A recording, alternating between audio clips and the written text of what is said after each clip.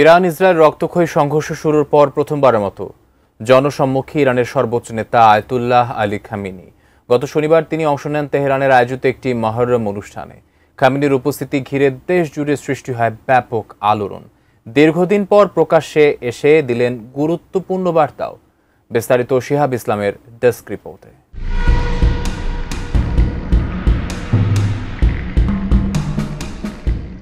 ইসরায়েলের সঙ্গে টানা 12 দিনের সংঘাত শেষ হয় ব্যাপক প্রাণহানির মধ্য দিয়ে। যুদ্ধবিরতির ঘোষণার পর প্রথমবার জনসম্মুখে এলেন ইরানের সর্বোচ্চ নেতা আয়াতুল্লাহ আলী খামেনি। শনিবার তেহরানের এক মহররম অনুষ্ঠান ছিল তার এই প্রত্যাবর্তনের মঞ্চ। বিবিসি জানায়, আয়াতুল্লাহ খামেনির উপস্থিতিকে কেন্দ্র করে ইরানি রাষ্ট্রীয় মিডিয়ায় ছিল জোর প্রচার। টেলিভিশনে তার উপস্থিতি দেখে উল্লাসে ফেটে পড়েন উপস্থিত সমর্থকরা। প্রকাশিত ভিডিওতে দেখা যায়, খামেনি তার ঘনিষ্ঠ ধর্মীয় নেতা মাহমুদ কারিমির দিকে ফিরে বলেন, তুমি যদি ক্লান্ত না হও তবে হে ইরানি গানটি গাও। এরপর কারিমিকে সেই দেশত্ববোধক গান গাইতেও দেখা যায়। ইসরায়েলের সঙ্গে সাম্প্রতিক যুদ্ধের পর গানটি ইরানের ধর্মীয় ও সামাজিক অনুষ্ঠানে ব্যাপক জনপ্রিয়তা পেয়েছে।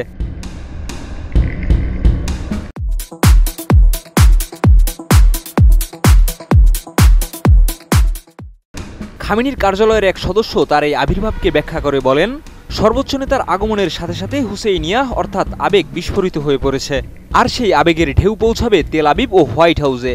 এটি জনগণের ভালোবাসা ও আকাঙ্ক্ষার শক্তিশালী প্রতিফলন। গত 13 জুন ভোরে ইসরায়েল ইরানের অভ্যন্তরে বিমান হামলা চালিয়ে সামরিক আগ্রাসন শুরু করে। 24 ঘন্টার মধ্যে পাল্টা জবাব দেয় ইরানও। 9 দিন ধরে চলতে থাকে হামলা পাল্টা হামলা। গত 22 জুন যুক্তরাষ্ট্র সরাসরি সংঘর্ষে জড়ায়। 3টি ভারী মার্কিন বোমারু বিমান ইরানি পারমাণবিক স্থাপনায় হামলা চালায়। জবাবে 23 জুন ইরানও কাতার ও ইরাকের মার্কিন ঘাঁটি লক্ষ্য করে নিক্ষেপ করে ক্ষেপণাস্ত্র। উত্তেজনা ছড়িয়ে পড়লে গত 24 জুন মার্কিন প্রেসিডেন্ট ডোনাল্ড ট্রাম্প ঘোষণা করেন, ইরান ও ইসরায়েল যুদ্ধবিরতিতে সম্মত হয়েছে। ইসরায়েল বলছে তারা তাদের সব লক্ষ্য পূরণ করেছে, আর তেহরান দাবি করছে আগ্রাসন থামাতে বাধ্য করে তারা তেল আবিবের ওপর বিজয় অর্জন করেছে। সংঘাতের পর আয়াতুল্লাহ খামেনির এই উপস্থিতি ও ভাষণ শুধু ইরানিই নয়, আন্তর্জাতিক অঙ্গনেও ব্যাপক প্রতিক্রিয়া সৃষ্টি করেছে। বিশেষজ্ঞরা মনে করছেন এটি ইরানিদের মনোবল বৃদ্ধির পাশাপাশি ইসরায়েলকে একটি রাজনৈতিক বার্তাও দেবে।